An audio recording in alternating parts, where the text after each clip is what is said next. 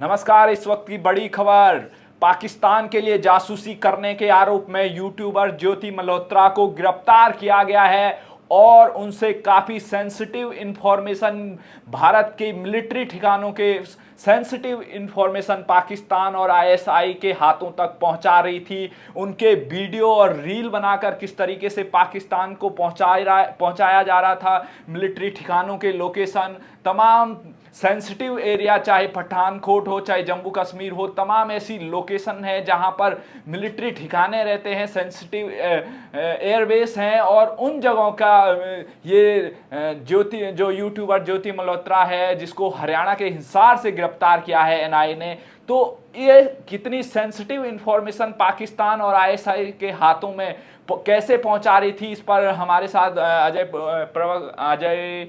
पत्रकार जी मौजूद हैं, जानते हैं उनसे। अजय पत्रकार जी, क्या इंफॉर्मेशन है इस लड़की के बारे में, जिस तरीके से ये पाकिस्तान के हाई कमीशन में जो एक कर्मचारी है दानिश, उसके संपर्क में थी और पाकिस्तान तक इंफॉर्मेशन पहुंचाई जा रही थी? क्या कहेंगे आप इतनी बड़ी घटना पर? देखिए, इसमें जो दानिश है, दानिश से ज्योति मल्होत्रा के संबंध हो गए थे और दानिश ने ही पाकिस्तान हाई कमीशन में था और उसने कमीशन से इनको पाकिस्तान भिजवाया। पाकिस्तान में लाहौर भी गई है, तमाम स्थानों पर गई है ज्योति मल्होत्रा। दूसरी आपको बताते हैं, दानिश का आप यहाँ से अंदाजा लगाए, दानिश का नाम था अली एहसान शाकिर उर्फ राणा शहबाज, इतने नाम से रहता। दानिश नाम से भारत में ड्यूटी करता था, ये हाई कमीशन में। ये कहिए, ये भारत की बहुत बड़ी समझदारी थी कि पहलगांव पे जब ये आतंकवादी कार्रवाई पाकिस्तानियों ने की तो इन सबको बाहर कर दिया, क्योंकि भारत लगातार हाई कमीशन पर नज़र रखे था, पाकिस्तान हाई कमीशन। तो एक तो ये अच्छी बात रही कि भारत ने कितना बढ़िया, मोदी जी ने पहले तुरंत दूतावास के सारे लोगों को यहाँ से डिस्पैच कर दिया, वापस भेज दिया। अगर न भेजे जाते तो कितनी बड़ी होती। जब एक कर्मचारी था तो सारे लोग लगे होंगे। दूसरी आपको बता दें, इसको जहाँ से गिरफ्तार किया गया है, मलेर कोटला से गिरफ्तार किया गया। इसके साथ 6 लोग गिरफ्तार किए गए। 6 लोग जो हैं हिसार, कैथल, नूह व अन्य जगहों से हुए। ये देखिए आप किस तरीके से, जो इनका चैनल है ट्रैवल विद, जो इस तरीके का ये चैनल ट्रैवल ब्लॉगिंग करती थी। और यहाँ पर देखिए Indian girl going to Pakistan, ये सब इस तरीके से आप देख सकते हैं। लाहौर रेलवे स्टेशन का इन्होंने शॉर्ट और रील बनाई हुई है, आप देख सकते हैं। यहाँ पर आप देखिए पाकिस्तान के लिए जासूसी की गई और उसके बाद जब वीडियो सोशल मीडिया में काफ़ी वायरल हुई, उसके बाद एजेंसियों की नज़र इस पे पड़ी। और उसके बाद अब जब भारत और पाकिस्तान के बीच काफ़ी जो युद्ध के हालात थे, उसके बाद इस नेटवर्क को ध्वस्त करने के लिए देखिए आप किस तरीके से 2023 में पाक कमीशन के जरिए पाकिस्तान का वीज़ा लेकर गई थी, जहां पाक हाई कमीशन के कर्मचारी दानिश से इनके जो रिश्ते हैं वो काफ़ी नज़दीक हो गए थे, जिसके बाद इनको तो देखिए दोस्तों किस तरीके से पाकिस्तान के लिए जासूसी करते हुए यहाँ पर रंगे हाथ पकड़ी गई है ज्योति मल्होत्रा। और इस पर और बड़े चौंकाने वाले खुलासे होने वाले हैं और इस नेटवर्क को ध्वस्त करना बिल्कुल जरूरी है और तमाम इसके बारे में जानकारी आ रही है। वहीं एक और बड़ी गिरफ्तारी यहाँ पर आ रही है पाकिस्तान और आईएसआई के लिए जासूसी करने के आरोप में कमांडर इकबाल काना के लिए जो काम कर रहे थे पाकिस्तानी था ये, और भारत की जासूसी करने वाले किराना के नौमाना इलाही के पास 8 पासपोर्ट मिले हैं। और नौमाना ने भारत में रहते हुए देश के कई रेलवे स्टेशन और महत्वपूर्ण प्रतिष्ठानों के बारे में आईएसआई को गोपनीय जानकारी भेजी है।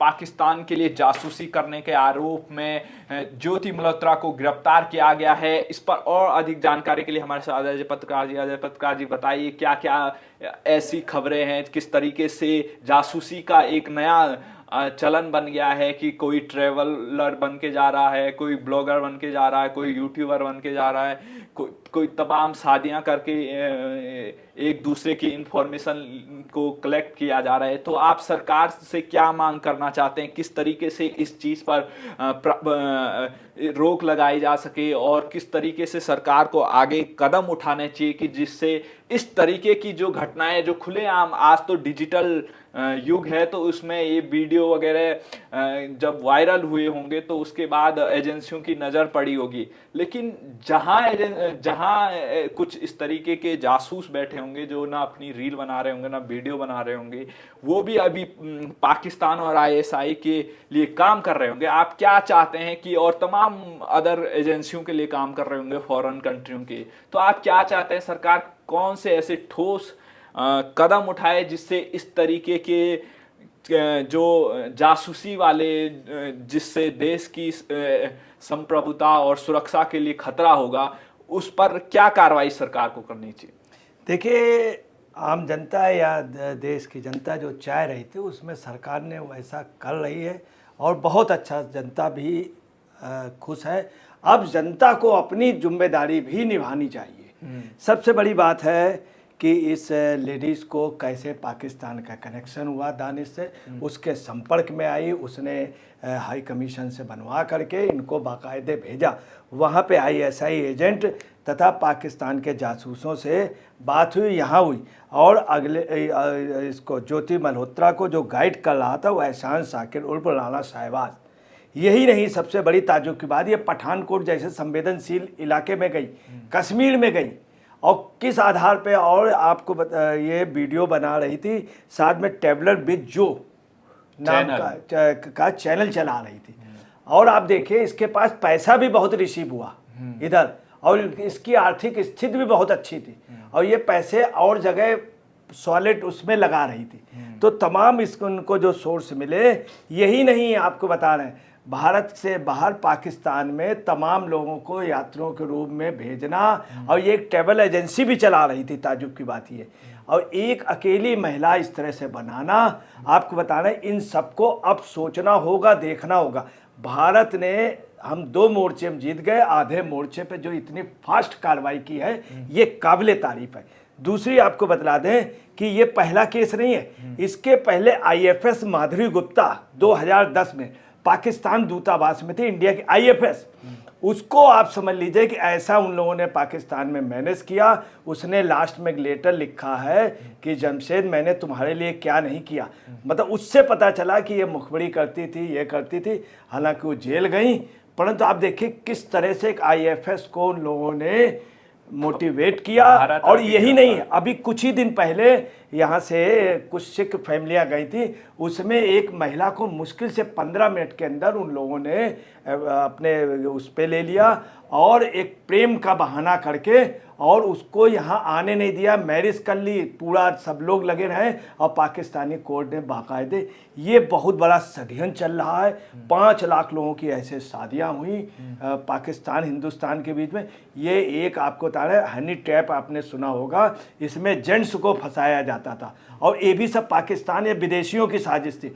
अब वो क्या करना है, लेडीज़ को ये आज से नहीं, शुरू से गुमराह करना और यूज़ एंड थ्रो। सबसे जैसे माधुरी गुप्ता के साथ हुआ, ऐसे ही इनके साथ भी यही होता। इनको क्षणिक वो दिखाया गया दिखावा। और आपको ये भी बता दें, जिस तरह से ये अबू धाबी गई, अभी थोड़े दिन पहले इंडोनेशिया गई, बाली द्वीप गई, और किसके साथ गई, पाकिस्तानी एजेंट के साथ गई, और आईएसआई। अब आम जनता को, पुलिस को सहयोग करना चाहिए, कहीं पर भी कोई भी हो तुरंत ही बताएं। सबसे अच्छी बात है, स्पेशल जो यूनिट बनाई गई, स्पेशल डिटेक्टिव यूनिट्स, उसने इनको पकड़ा है, और जिस तरह से कार्रवाई हो रही है, आप देखिए जिस तरह से 10 एयरपोर्ट के उन पे सुरक्षा एजेंसी ने डायरेक्ट उनको टर्मिनेट कर दिया, जो इसमें तुर्की के दामाद और लड़की की जो कंपनी थी। तो ये जिस तरह हो रहा पाकिस्तान, इसमें खासतौर से कश्मीर में जो आतंकवादियों के ध्वस्त किए जा रहे हैं, ये बहुत अच्छी कार्रवाई हो रही। आर्मी और हमारा देश आधे मोर्चे पे भी आप देखिएगा हम लोग जीत के आ रहे हैं, मगर आम जनता को भी सहयोग कर। हम ही लोगों के बीच में कुछ गलत लोग थे, उनको हम लोगों को पहचानना होगा। और जो पहलगाम में जो घटना हुई उसमें भी वहाँ के जो लोकल थे उनका ही हाथ पहलगाम की घटना की आपको सबसे बड़ी बात बता दें, जो जगह थी वहां पे पिलग्रिम को जाने की इजाज़त नहीं थी यात्रियों को, जानबूझ करके वो लोग ले गए। वहां के जो टूरिस्ट वगैरह के वो कराते हैं, उन्हीं के कुछ एजेंट जो पाकिस्तान से मिले हुए थे कुछ लोग, और इतनी बड़ी घटना अंजाम हो गई, इतनी बड़ी घटना हो गई, वो लोग पाकिस्तान भाग गए। तो आपको बता रहे सेना के अधिकारी तक इस चीज़ को इन्फॉर्म कर रहे हैं, कह रहे हैं।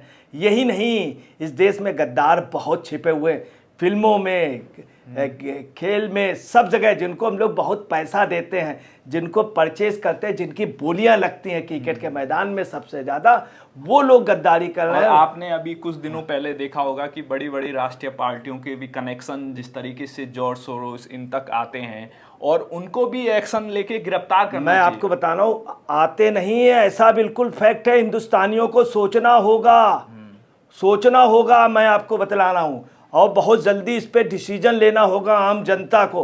उन लोगों को इस बार जमीन चटा दीजिए। कांग्रेस का ओवरसीज में कहाँ पे दफ्तर है मालूम है? कहाँ पे? तुर्की में। और तुर्की क्या करता? भारत के हमेशा खिलाफ रहा। ये तुर्की की जो 10 ये एयरपोर्ट उनको मिला है, तुर्की 2008 में किसके जरिए आया? कांग्रेस की गवर्नमेंट के। जॉर्ज सोरोस, तुर्की वगैरह सब एक। यही नहीं, उससे दुखद मैं आपको, मुस्तफा कमाल जो वहाँ का राष्ट्राध्यक्ष था, कभी भारत नहीं आया, हमेशा विरोध करता है। जिसने जिन्ना का साथ दिया, पाकिस्तान का साथ दिया, भारत का विरोध किया, 65 में विरोध किया, 71 में विरोध किया, 62 में विरोध किया, उसके बावजूद भी उसके नाम की दिल्ली में सड़क है। सबसे पहले उस सड़क हटानी चाहिए मुस्तफा कमाल के नाम की। तो इसमें अभी इतना ही, तमाम ऐसी खबरें और हैं। बहुत सारे आईएसआई के नेटवर्क को ध्वस्त किया जा रहा है, उनके जासूसों को, उनके स्लीपर सेल को ध्वस्त किया जा रहा है, उनके नेटवर्क को। जिस तरीके से भारत सरकार ने पूरी तरीके से यहाँ उनके जो भी पाकिस्तान के लोग रह रहे थे, आपने देखा होगा, तमाम वो वोटिंग राइट तक उनको मिल जाता है, तमाम आधार कार्ड, बांग्लादेशी और अवैध रोहिंग्या घुसपैठिए जिस तरीके से भारत में बसे थे। तो ये इतना आसान काम आईएसआई के लिए बन गया था कि उनके पास ये पूरा नेटवर्क था, चाहे रोहिंग्याओं का नेटवर्क हो, चाहे बांग्लादेशियों का अवैध बांग्लादेशी घुसपैठियों का नेटवर्क हो, और चाहे वो पाकिस्तानियों का नेटवर्क हो जो यहाँ पर शादियां करके रह रहे हैं। तो उनके लिए इजी था ये सब जासूसी करना या किसी भी मिलिट्री ठिकानों की रेकी करना, और उसके बाद आईएसआई तक वो गोपनीय जानकारी करना, हनी ट्रैप, तमाम ऐसी चीज़ें हैं। सरकार को इन पर ठोस कार्रवाई करनी चाहिए, और जो भी इस तरीके के, चाहे वो राजनेता हो, चाहे किसी भी क्षेत्र में हो, जो भी पाकिस्तान या किसी अन्य देशों के लिए काम कर रहे हैं, उस नेटवर्क का भंडाफोड़ जल्द से जल्द होना चाहिए। धन्यवाद।